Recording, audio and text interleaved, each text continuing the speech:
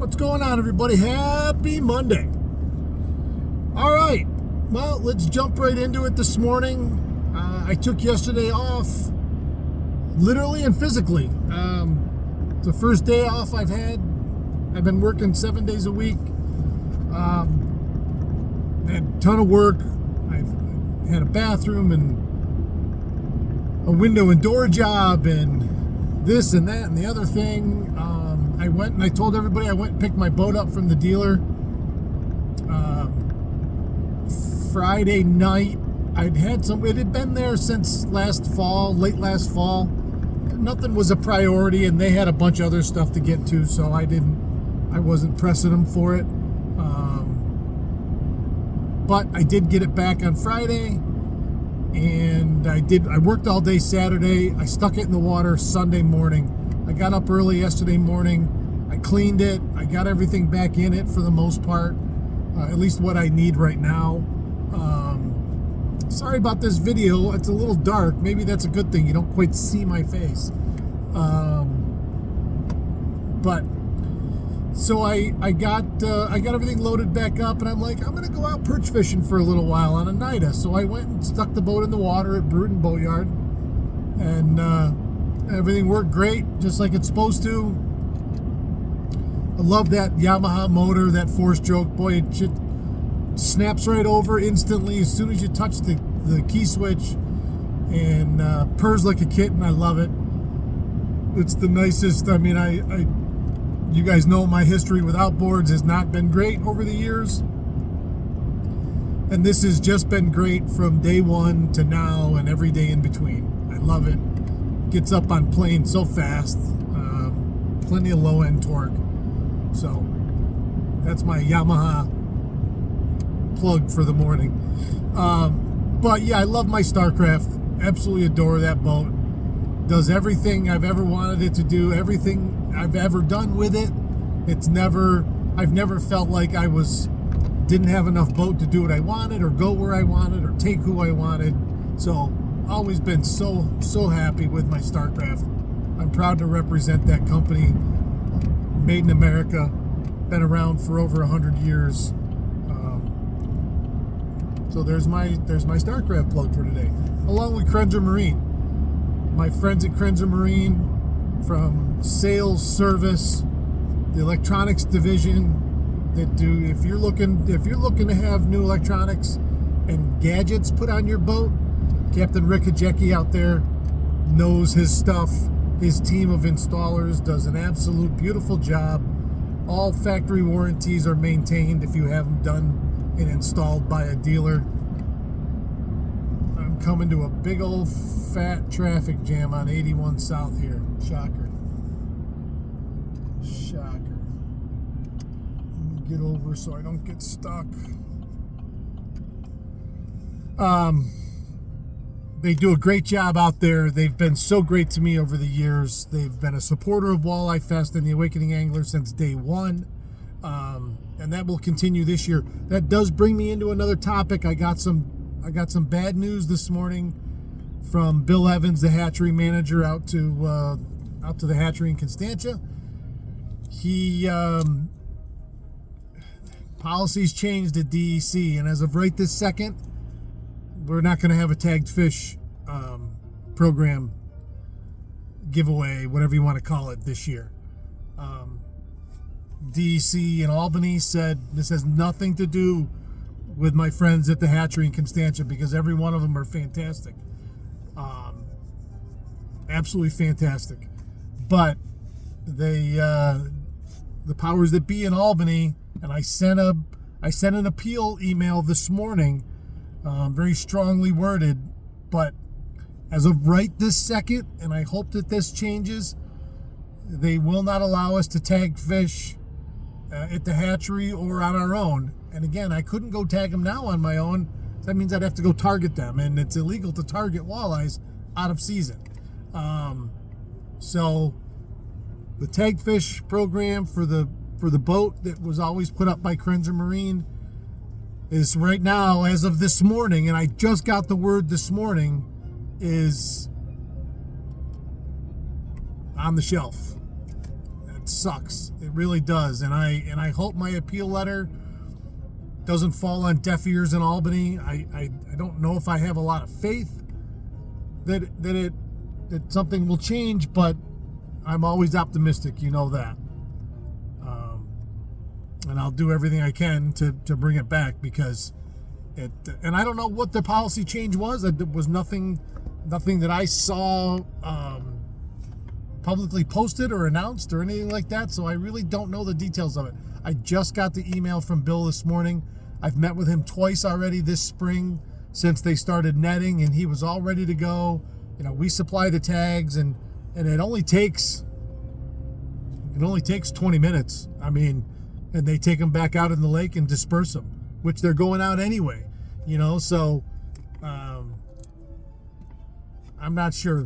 I didn't want to have to report this. That's for sure. We thought everything was on the up and up, and when I met with him, he said, I gotta run this up the chain. He goes, they've been funny about this kind of stuff, and I know there's a new regime change in Albany, and I'm not gonna get political, whether you agree or disagree with the current governor and her pick for DEC commissioner. That's not my place to say, but hopefully they see, and I made my case in my email this morning. But again, we shall see, and you will all be the first to know.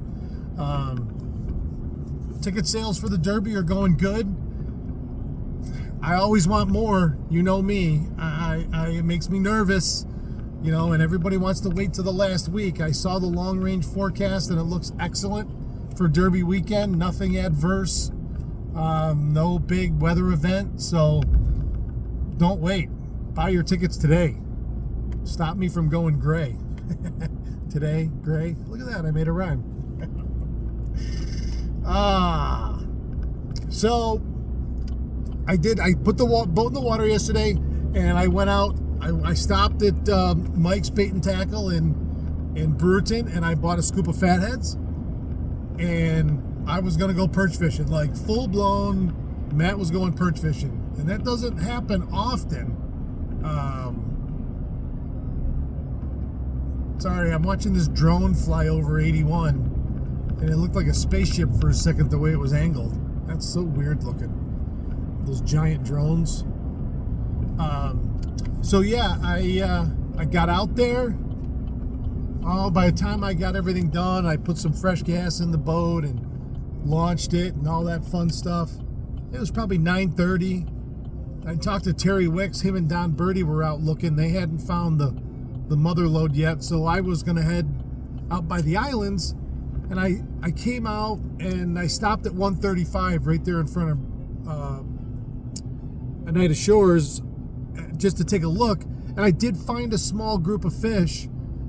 So I put spot lock down. I got the old perch rod out and laced up a couple fatheads, and I made about 3 pitches. Got the whoa.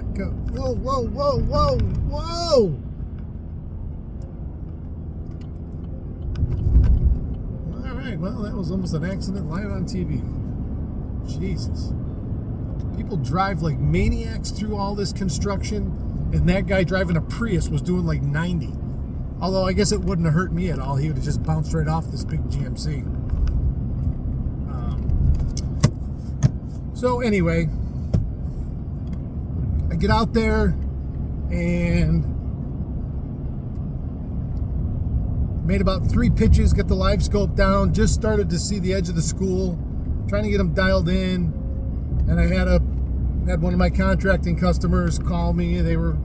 She needed something last minute. I was going to do it yesterday afternoon, but she needed me to do it earlier than that. And so I'm like, well, long story short, I cut my day short. I was out there about 20 minutes, and I'm like, well, screw it. I might as well go get this done. They're good customers, and I didn't want to put her off. And so off I went, packed everything up, used 2 fatheads out of a whole scoop. They're still in the boat. I may try and get out this afternoon when I get home from work. We'll see. But I went and did this little project for her. Didn't take me very long. And I got home, and it was a beautiful day, but I was beat. Like I say, I've been working 7 days a week now for a month and a half. And that's not counting WalleyeFest at night and during the day. So I'm like, you know what? First I thought I was going to take a nap. I'll be honest with you. I'm like, man, I could really go for a nap.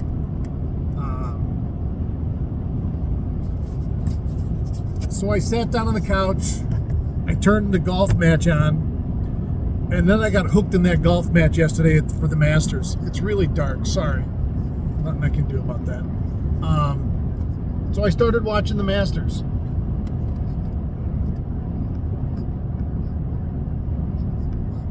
And I couldn't turn it off. I sat down probably, I don't know, 1:30, 2 o'clock when it was all said and done.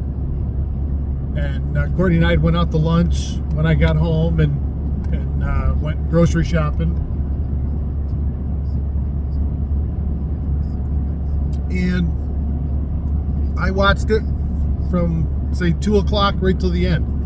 And you couldn't stop watching it. And when I first turned it on, you know, you had Rory. He was up by 3 strokes over DeChambeau, and I just had that feeling like DeChambeau was going to come back, you know, and was going to catch him, or that something was going to happen. But then he, you know, by the time they hit the turn, you could see DeChambeau just didn't have it yesterday. I started feeling bad for the guy. You could see his frustration building, you know, and anybody that's ever played golf, for me, that frustration doesn't take long. About the 4th bad shot in the row, and I'm ready to snap the club over my knee and say, screw this. But boy, you could see that frustration level build in him, and it ate away. And he was a non-contender. And this was a guy that on the 2nd hole had the lead. By the 5th or 6th hole, he was realistically done for the day. He was out of it. And he, like I say, he hung around, but he never closed within 3 strokes. Rory came out in the back 9, birdie, and went up by 4, and DeChambeau went down, and it was not pretty. So I'm like, oh, well, he's in cruise control. The rest of the field is non-existent. All of a sudden, Rory starts, you know, he double bogeyed and then bogeyed, and I think hit another bogey, and all of a sudden his 4-shot lead was gone.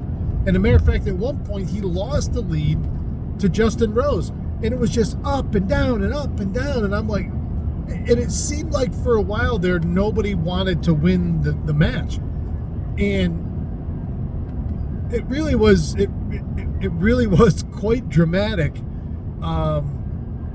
And riveting. And of course, you know, Rory never won there, been the bridesmaids there a bunch of times, has 3 of the other 4 Grand Slams, has been like 11 or 12 times in a position to try to win the 4th of the Grand Slams, the Masters, and never was able to do it.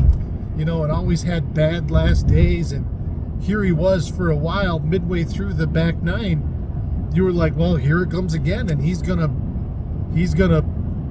flub it up to the point where he's not going to be able to recover.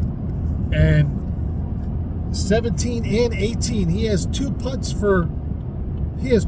that would have effectively won him the match in regulation, that you look at from the couch and you're like, oh, that should be an easy putt. He should make it. You've got, you know, all those thousands of people watching you in real time, and millions around the world. I imagine everything gets pretty puckered up, you know. And he succumbed to the moment, I guess, and missed those putts. And next thing you know, here's Justin Rose, the day 2 leader, who shot a 75 on Saturday, and was dead and buried theoretically in the tournament. All of a sudden makes a run at the end of his round, and he's right there. He's right there in it. And not only right there in it, he's tied for the lead, and he's already in the clubhouse, and Rory goes in and messes up again, and next thing you know, there's a playoff. And I'm like, you've got to be kidding me. And that playoff hole, listen, both guys hit great shots on 18 when they played 18 for the first playoff hole. They both hit great shots. Rory outdrove them by about 35 yards off the tee and dropped a dime on his approach shot to within, I don't know, 10, 15 yards maybe, feet, yards, I don't know. No, had to be closer to that, 10 or 15 feet. And Rose had a shot that was about double that. Both putts for birdie, and Rose missed it by like that much, and Rory just holed it. And I wasn't even sure who to be rooting for. It was just great theater to see, and sports can be the ultimate theater sometimes, and it was just fun to watch, and there were so many twists and turns along the way. It was crazy. So I mean, I spent 5 hours on the couch yesterday, which for me lately especially is unheard of. But I'm chatty this morning, so I must have been recharged, and I feel pretty good. And I'm anxious to get here to work this morning and get going. I was not happy to wake up to that news of the tagged fish issue, but you know, sports, fishing,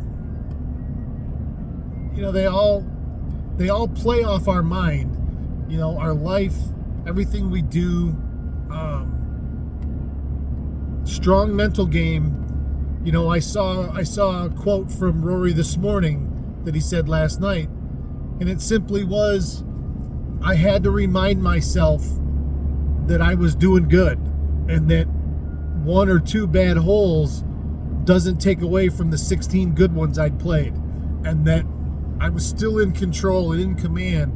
And mentally, he put the screws down on himself and said, all right, enough with the negativity.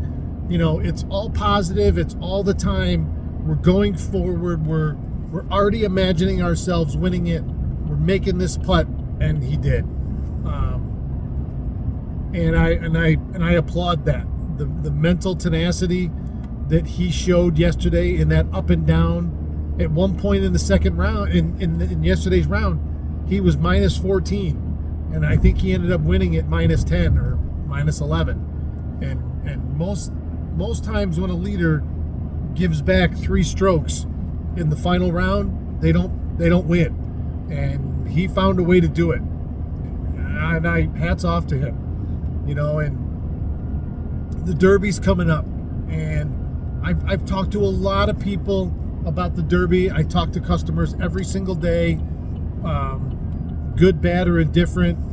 You know, and I've had a lot of people say, oh, you know, I'm not that much of a fisherman. I want to do it because it sounds fun, but you know, I don't really think I'm going to win.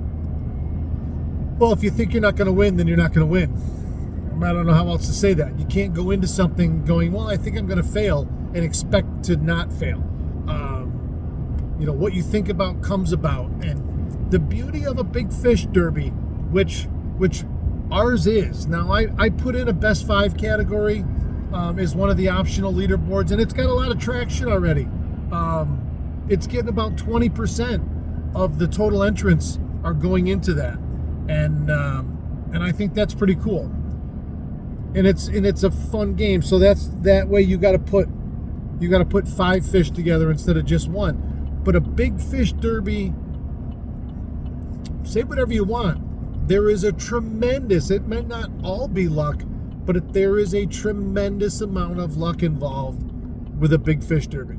It is that one big bite, and it can happen to anybody at any time. You have no control when that bait or whatever is in the water, who's going to bite it.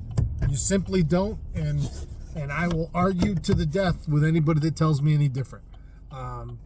You could try to hedge your bets with bigger baits or bigger presentations to try to get that bigger fish, but there is no guarantee of that in any way, shape, or form. My point in saying that is that everybody, when that bell sounds at 12:01 Saturday morning, everybody, quite honestly, has the same odds of catching that big fish. And with that being said, if you start with even odds with everybody else, then you've got as good a chance to win as anybody has the chance to win. And that, I think, is something that people need to keep in mind. If this was a cumulative best 5 over 2 days, and that starts to separate the competition, and those guys that can maybe are better or whatever, more acute to putting together those bigger fish and catching more fish and whatever over the course of a couple days, that's a different scenario. A single big fish derby, which the first 4 leaderboards, the main leaderboard, the women's only, the men's only, and the veteran active duty first responder board. So that's boards number 1 through 4. All 4 of those are just one big fish. And if you're entered in the main, you got to be entered in the main board first. You put that in there. If you're entered in those other sub boards 1 through 4, it's that one big fish. And so anybody at any time can catch it. I'm not going to say that there's no skill involved, but it's predominantly luck when it comes to a big fish derby. It's not a bulk of fish over multiple days that you have to produce. It's one. And any time of the day, morning, noon, or night, that bite can happen. And so it's I put some of these extra boards in to keep people's interest, and they can put their name into other boards that maybe aren't as competitive, but don't have as many contestants in it, because the main board has everybody in it, all adults. I mean, so when we hit 1,000 or 2,000 this year, we're gonna have that many people in the main board. Now, right now, the women's board's running about 5% entries, although total number of women and then total number of women entered in the women's only board is very high. We just haven't had that many ladies yet. So they can go and get in that, and maybe a lady catches a 20-inch walleye that wouldn't make the top 25 in the main leaderboard, but it hits at number 1 because there's so many fewer ladies in that women's only board. So you're increasing your odds by doubling down in that situation. This thing with sponsor bingo, sponsor bingo is right now being completely underutilized. Everybody has said for the first 2 years how we want to support local and we want to get out there. I created the plan. I created the game to make that happen. And sponsor bingo right now, it's getting some traction, but we need to get more people out there, and it's very simple. I've put a video out on that already. You simply go to the businesses listed and you scan the QR code when you're physically at the business.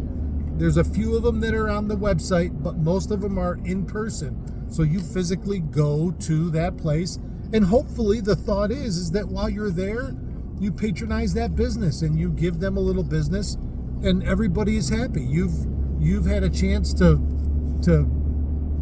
possibly go and see a new business.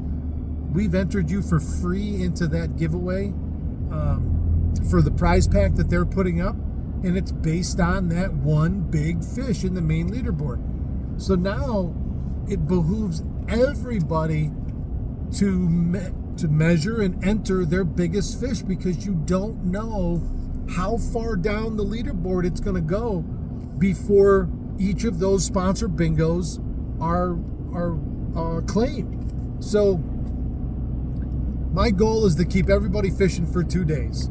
In my opinion, I want you to tell everybody in your life, I'm entering the Derby and I'm going fishing for 2 days, period, end of story. Like, I am out of office, I'm on another line, I'm going fishing, because everybody has a chance. hope springs eternal, and there's always that opportunity to get that one big bite.